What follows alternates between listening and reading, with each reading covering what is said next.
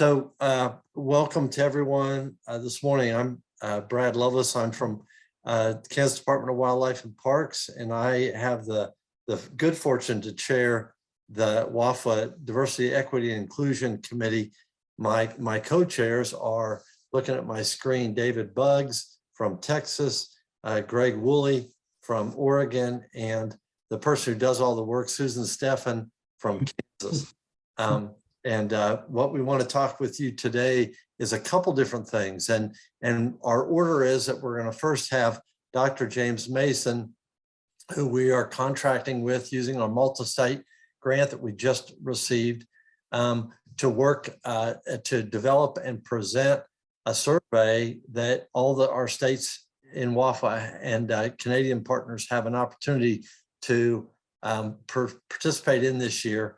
And we're really excited about it because we recognize we're all coming from different places and at different stages in terms of our DEI progress.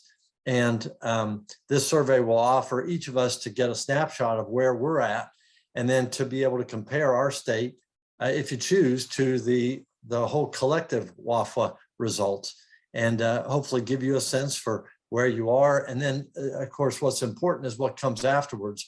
When we'll work together, we have a highly energized committee that's made up of folks from your states. And we are committed to working together to continue to make progress when it comes to diversity, equity, inclusion in our states.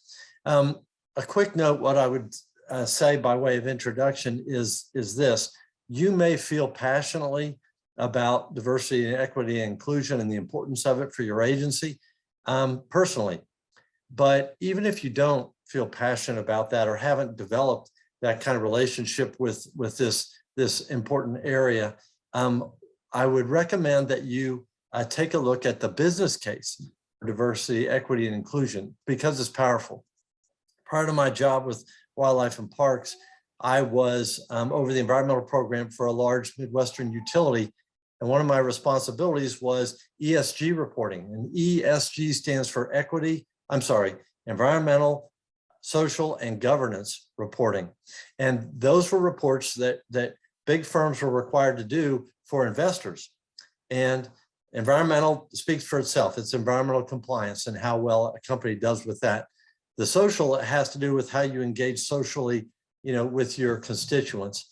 But the governance part has to do with what the distribution of your board and your workforce is, in terms of, does it mirror the communities that you serve, right?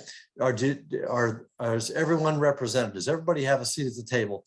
The reason for ESG reporting being so important, and I went twice a year to Wall Street to meet with BlackRock and Morgan Stanley and the biggest investors in the nation, is because they know that when you pay attention to these things and you do well in these areas, it makes you a better company. You are more profitable. So the business case for our state agencies we are more competitive. We serve our customers better, and we achieve more when we pay attention to diversity, equity, and inclusion. Those folks on Wall Street were not doing it out of the goodness of their heart. They're doing it because they knew it made companies healthier and more profitable, more sustainable. The same is true for us. So it's essential that we all embrace this and get better at it over time. We won't get better at it overnight, but we will over time. So Dr. Mason has a terrific background, and I apologize, just like the other day, Dr. Mason, you have an impressive background for over 2 decades working in this field, developing survey instruments and applying those and helping all sorts of folks. So Dr. Mason, would you give folks a brief background and then talk about this path that we're heading down toward this survey for our states? Good morning. Thank you, Brad. A fairly extensive background in training, consulting. I'm most proud of my background with respect to organizational assessment. And quite frankly, I developed a tool to help me train, to help me consult. In the early days, I would probably say, when we started venturing into cultural competence, cultural responsiveness, cultural humility, there weren't a whole lot of trainers, apparently, a whole lot of consultants. I was working for the feds, and I would often get called to go in somewhere. And when I would do the initial phone call, I would ask, well, what would you guys like me to do? And they said, can you come in and talk about diversity? And I said, sure, what aspect? They said, well, like diversity. And I'm like, okay, well, who are you serving? We serve some diverse people. I said, can you describe them a little bit? Well, some of them are Black. And I'm like, okay, like Black, like what? And they said, Black. And it wasn't very helpful, quite frankly. And then in places where I was sent that were predominantly white, they were presumed that there were no diversity issues. But what you would see there would be issues around class, issues around education, issues around geography, age, veteran status. Those became the predictive variables more so than race or ethnicity. So the interesting thing that I learned was diversity is very, very contextual and it's everywhere. The other thing that I found that was also very, very interesting was what I would do in Dallas might not have a whole lot of bearing on what I would do in San Antonio. What I would do in Philadelphia might not have a whole lot of bearing on what I would do in Pittsburgh. So it became quite, as I said before, contextual. The other thing is that it was fairly dynamic.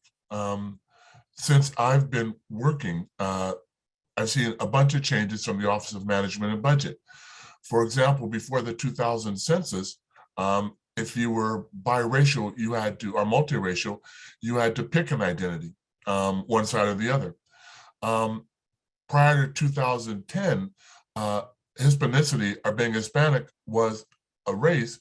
After the 2010 census, it became an ethnic group. It became ethnicity. So we've seen dynamism that way. We've seen nomenclature change. Another thing that we've seen, for example, is the use of pronouns becoming more predominant, making sure that we create a welcoming environment so that everyone, irrespective of sexual orientation, gender identity, feels a little bit more welcome. And as Judy was saying a few seconds ago, I think a couple things popped out. So a lot of opportunities to hire, and hire in two ways. One way was primarily making sure that we had a diverse workforce, so we would help people find diverse candidates. The other thing that we wanted to make sure was that whoever we brought on board was an asset for diversity. So for example, I, as an African American, don't get a pass on Latinos, or Asians, or whites. I, as a hetero, don't get a pass on LGBTQ. I, as a non-veteran, don't get a pass on veterans. I have to be resources to all those communities, irrespective of what I am.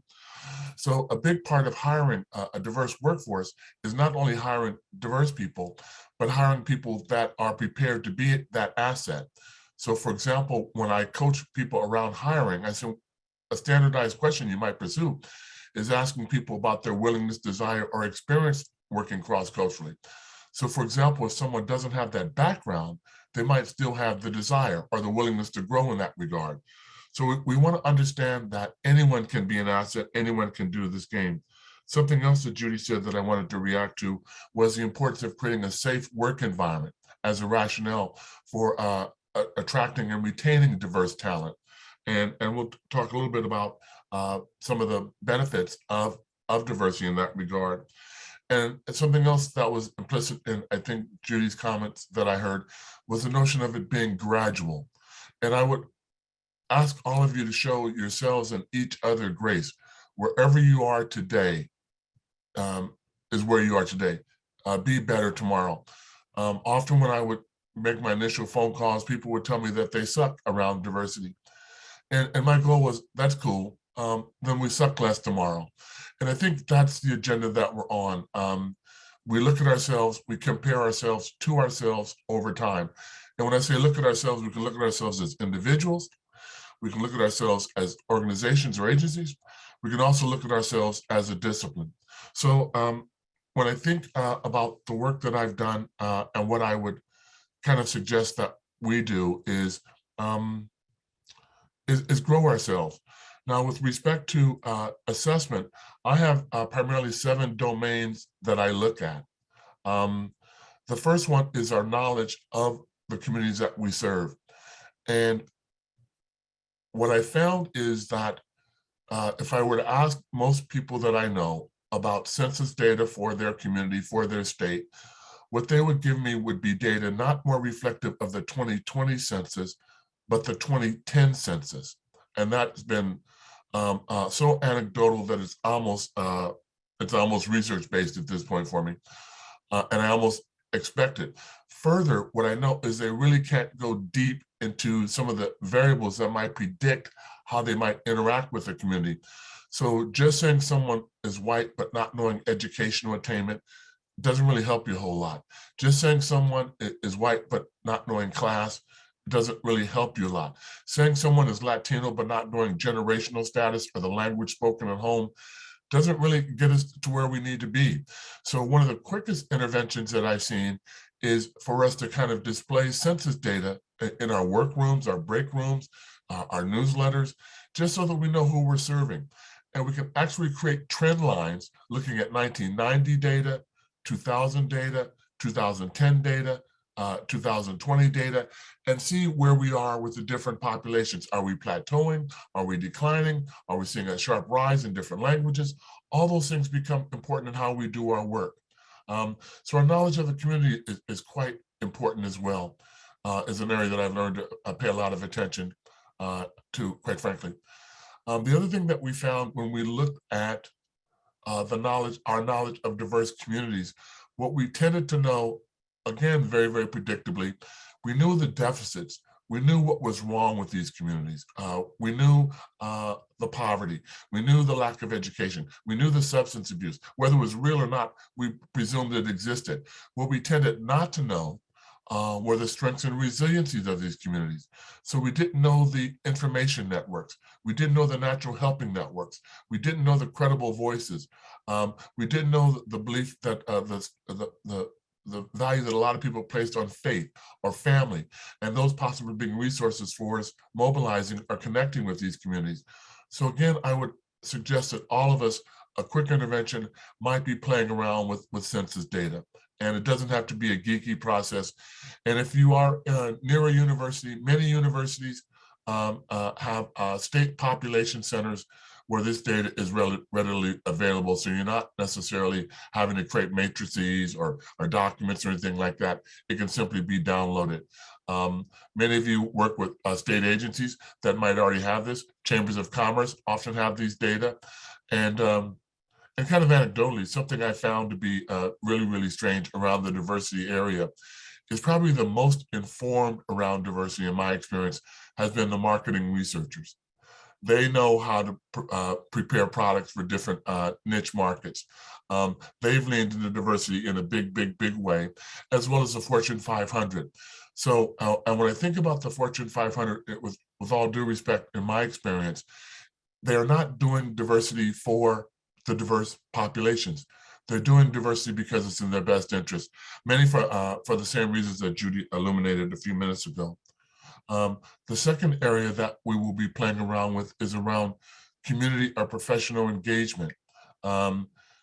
Judy again was talking about recruiting staff, making sure that we help people understand that we are desirous of diversity.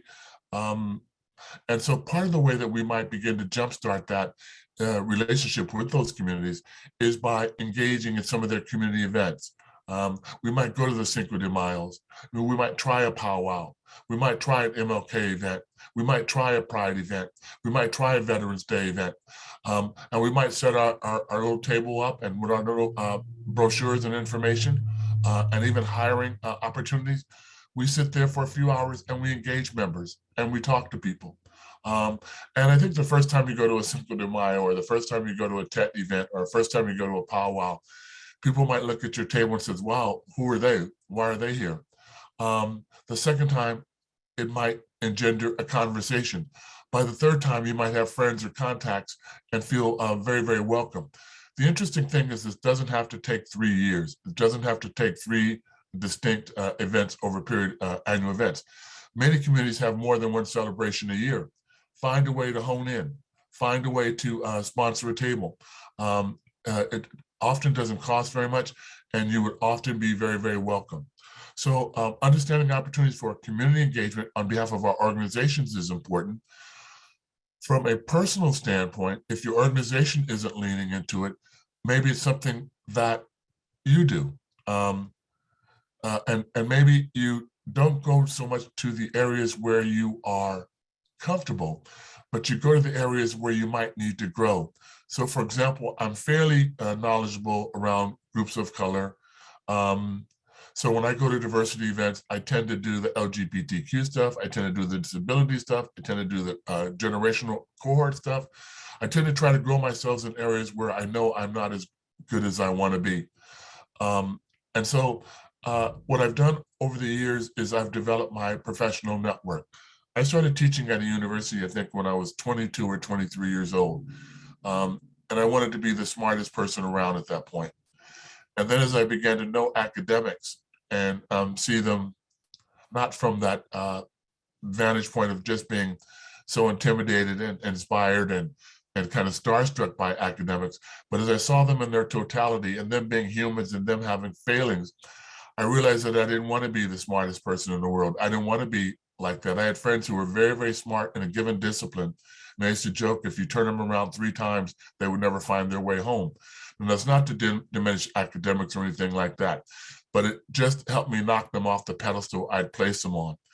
And I began to learn that, you know, it might not be important to be the smartest person, but it might be better to have the smartest friends. So something I'm going to encourage you to think about is make sure that, and I don't say Rolodex anymore because that dates me, but make sure that your network, your contacts are fairly representative. Make sure that you can go to more than one person to wonder, to ask. I remember years ago, I was in a research institute, and I was the only African American there, and not a big deal. But I remember one Monday I got to work, and all my colleagues were standing in the lobby, and I said, "Oh my God, we've been waiting for you. We've been waiting for you." This was years ago, and I said, "Okay." I said, "You're the only one we can ask." I said, which is always kind of that should be kind of a red flag right there. But you're the only one we can ask. And the question was, why did OJ do what he did?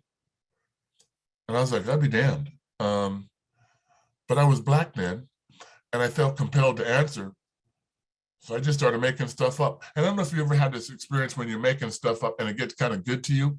And I just kept on going deeper and deeper and deeper. And one of them said, "Oh my God, that is amazing." I said, "You don't even know." And then I turned to my friends and I said, "You know what? You guys can help me a little bit." And forgive the grossness of this question, but I asked them, why did Jeffrey Dahmer do that, right? And the coolest thing that I remember was all of my friends turned red at the same time. And I'm like, oh my God, I didn't know they could do that. I was so impressed, been trying to create it ever since. And then I told them, hey, guys, you know what? I'm not allowed to speak for the 5 people in my immediate family who are all Black, let alone the 45 million in the US. So again, what I'm suggesting is make sure that you have more than one. If you come and ask me and I don't know, I'm probably going to make it up, and I'm probably going to have fun making it up. So my point is make sure you have people other than James to consult. The other area that we look at in addition to community engagement, which is an extension of community engagement, is just to what extent we have resources and linkages in the communities. As I was saying earlier, in some cases, we may not be the credible voice. It might be a place of worship. We might not be the credible voice. It might be a community-based organization. The part of what I'm thinking is that we might want to make sure that, given our discipline, we want to ensure that we have contacts who can deliver messages with a little bit more grace and effectiveness than we can, a little more credibility than we can, who might usher us into those communities in a way that generates credibility for us. The way that I typically talk about it is I started life as a therapist, not life, but my work life as a therapist. And I remember clients would come in and I was taught to ask them, how are they doing? And often my clients would say cold and hungry. And I was taught this pensive nod thing, like I understand. And I would say, go with that a bit. And they'd be perplexed for a moment and say, cold, and hungry, I'd give them a little bit more pensive nod, and I'd say, well, how does that make you feel? And they would say, cold and hungry. And what I found was they weren't going to play my mental health games if I was not going to play their cold and hunger games. So even though I wasn't in the cold and hunger business, it was imperative that I be able to broker a winter coat or a food basket, typically in a social service agency. So we'd have brochures in my office, not suggesting that you do the same thing, but the dynamic that I learned was if I wasn't going to play the games that were important to them, they weren't going to play the games that were important to me. So if nothing else, I had to lean into what was critical for them and find ways to be resourceful in that regard. So identifying resources and linkages was critical. The other thing that we found with the resources or linkages, they often provided a very cheap training or instructional resource. We could bring them in to do lunch and learns for very little to no cost. We could put them on panels to little to no cost. They might be able to bring in customers, consumers, regular people to prize panels, little to no cost. And the only thing I would suggest in that respect is make sure that you have questions that you might want to ask them, or that you have parameters for their presentation. You don't want people coming in talking about, well, maybe you do. I was going to say their gardens or their pets, but you guys are fish and wildlife, so I guess that makes more sense. But you might want to guide them in terms of how they share information on what, for example, communication style, communication outlets, credible voices, etiquette, things of that nature, to make sure that we grow ourselves in that regard. So again, not wanting to be the smartest person in the world, but having the smartest friends in the world became my aspiration, and is reflected in my survey process. Who do you know? Who might you know? Another area we looked at was governance for organizations. This was our mission statement, our vision statement, our hiring policies, things of that nature, which were often written in the egalitarian or the era of equality or the golden rule era. We were taught to treat people the way we wanted to be treated. As we entered equity, and as we understood the platinum rule, entered the platinum rule era, where we want to treat people the way they want to be treated, which is difficult because our default is knowing how we want to be treated. It becomes quite difficult. So we want to make sure that our documentation, our policies, our procedures, our guidelines, which drive our behavior, are ready for the 21st century, that we kind of get rid of some of the old language, that we bring in some of the new. And what I would suggest with respect to that, if you are doing that, don't reinvent the wheel. There's so much evidence and so much rhetoric and so much information out there like never before. Remember when I started, it was just a dearth of information. And now you can just Google keywords and you can get more information than you might even begin to think. But making sure that your policies are prepared for diversity. Another area that we will be exploring is around hiring. Looking at what types of how we our recruitment sites, our onboarding processes, maybe our mentoring activities or efforts, things of that nature, to make sure that we bring people on in a very, very retentive way. The data is rather compelling that it isn't as hard to recruit as it is to retain. And the interesting thing about retention, if you hire a very qualified person and for whatever reason we rub them the wrong way, they have the opportunity to go. The bad thing is when they leave us, until they get hired, they might badmouth us. So we want to make sure that we don't have people salting the earth because we ran them away, so to speak. Retention, there are curriculums. For example, we might do an assessment, do the assessment and identify that we might want to undergo the Welcoming Environments curriculum or the Allies for Diversity curriculum, so that we find ways to interrupt bias when we hear it, recognize bias when we hear it, help us overcome bias when we discover it. Again, making sure that as we think about the hiring process, that we're comprehensive in applying an equity lens or applying the concept diversity to it? Are we looking at career ladders?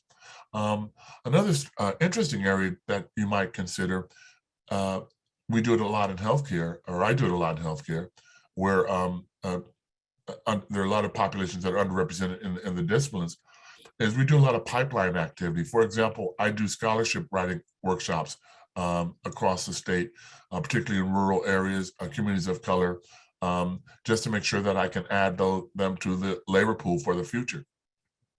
The other thing that I encourage my professionals to do is when they see people that might be from rural areas or communities of color or immigrants and refugees, is don't be afraid of planting that seed, telling them that they can be a professional too, that they can pursue a STEM career too. In many cases, they may not know that those careers even exist. So when we think about the workforce, there's so many ways that we might want to look at ourselves and see if we're really ready to have a diverse workforce. Here's one of the interesting things about having a diverse workforce, one of the interesting things about diversity. Diversity is somewhat challenging. Having a message that works for all is quite challenging. So as you bring in diverse people with their diverse belief systems, their diverse ways of thinking, their diverse ways of engaging, the likelihood of conflict might be enhanced. So you see a rise or a need for something called intercultural communication, which is an emerging discipline. There's also cross-cultural conflict management, which is an emerging discipline.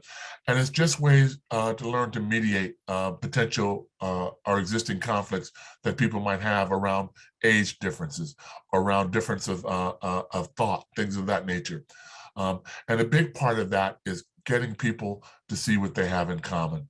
That they are adhering to the mission, but they might be pursuing it in different ways. So let's rally around what we have in common and deal with our differences over time. But just suggesting to you that as you diversify, you might want to anticipate some conflicts and maybe look for resources that might be able to help you do some mediation, some training and things of that nature. Training is also a part of the workforce piece that when we do the assessment. And as I was suggesting to a group yesterday, I've often seen people hire the coolest or the most popular trainers, whether that training is going to be relevant to us or not. So a big part of why we do this assessment is to make sure that we intervene in meaningful ways.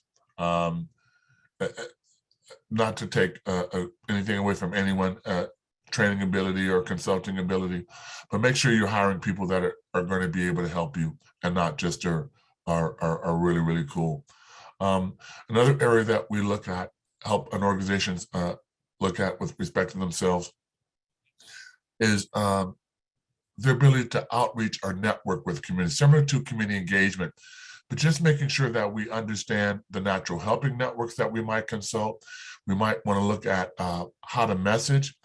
For example, is there press or a print media that might avail itself to diverse communities in credible ways? Is there electronic media, radio, for example, cable TV that might resonate in ways that we may not? Are there human cultural key informants whose voices might resonate?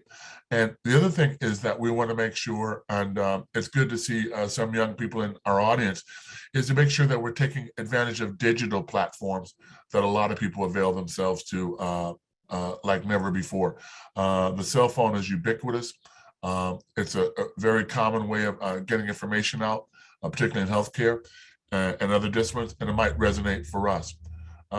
So we'll say that we look at those areas primarily, and we do it in a way where we are not judging. That becomes important. And what you're going to find is with the tool that we do develop and use, there will be many items or questions where you won't be able to answer as positively as you might like. But the tool was designed to stump the band. The tool was designed to help almost anyone. And for example, many of the questions, many of the items on the tool are interventions that you might pursue on your own. So Here's the thing about the assessment that's absolutely critical, is the assessment won't be used to give you a rating, good, bad, indifferent. It won't be used for that. The assessment will be analyzed from the standpoint of the network, what might be efforts or strategies to help WAFWA move forward on this agenda and pull others behind us. We might be able to do some disaggregation of data. I think we discussed yesterday that there are multiple sites that we're going to be looking at. If we code the instruments or code the questionnaire in a certain way, we can begin to break out data by region and do some analysis for the region, or help the regions do their own analysis of the data that they have. The importance of this tool is just to establish a time one measure. See where we are time one, and maybe we do another assessment 18 or 24 months hence. And I was talking to the group yesterday, the kind of the cool thing about the tool that was developed, it was developed over a period of around 3 or 4 years. And would I ever do it again? I don't think so. It was very onerous. I had to go through multiple expert panels. I had to pilot it in various places around the country. The advice I get was to move to the left, and the other advice was to move to the right. And that was on and on and on. But we had to make sure that the questions were comprehensible, generally, that the items were valid, and most important, that the tool was reliable. And the reliability of the tool is something that should be very, very encouraging, which means that if we do an assessment in 2022, we can use the same tool or many of the same items from that tool to do another assessment in 2024 or 2025 or 2026, whatever our window on assessment is going to be. The idea there is to see where we've grown and where we still need to grow. So understand that the tool is very responsive in that way. The other thing that we found to be important is to make sure that staff know why we're doing it. We're not doing it to identify people that we want to lay off. We're not doing it to cut. We're not doing it for that reason. We're doing it to grow ourselves and our ability to work more effectively with the diverse populations we plan to encounter in the 21st century. We're doing it because it's in our best interest. We're doing it for the same reason the Fortune 500 companies are doing it, to be more effective in what we do. And that needs to be disseminated to all staff. And another way that you might think about it is using it when you talk to the community groups in which with whom you might consult or work, just to let them know that you're leaning into this and you plan to be even better than you are now, and meeting their needs and messaging them and working effectively with those communities and things of that nature. I think that becomes a very, very powerful resource. Hey, Yes. Dr. Mason, finish that thought. I don't want to cut you off. I want to add a little bit. Go ahead. No, you're not cutting me off at all, Brad. Go ahead with your comment. Well, here's all I was thinking. You have given us really a twofer. I was thinking you were going to talk to us about the nuts and bolts of the survey, and you're into that right now and the value of that. But I really appreciate the fact that you've given us a whole list of resources, ideas, coaching points for after we get these data too. So step one, assess ourselves, but then where do we go from here? And you just listed like a textbook of effective steps we could take. So I really appreciate that. I think this is a great example of what the tool also will discover. It will discover the strengths of your network. And so, for example, can you imagine what I heard from Judy, Tony, JD, David? WAFWA can be a clearinghouse on great ideas that are emerging that can be shared, so we don't have to reinvent the wheel. So one of the things that the tool will reveal is it design is strengths-based. It looks at the strengths of our organizations, highlighting those competencies, suggesting that we can build on these competencies. I'm extremely encouraged by what I just heard. And so something I would have you think about doing whenever you can is carving out 15, 20, 30 minutes for a cultural corner. So we can hear from examples that JD pointed out that he sees as kind of a baby steps, but I see as monumental. The wisdom that Tony shared, the experiences that Judy shared, what David just shared with us. We need to find a way to keep those conversations alive. And I think if we do this assessment correctly, we'll identify those pockets of brilliance, and we'll find a way to give them a stage and help grow all of us.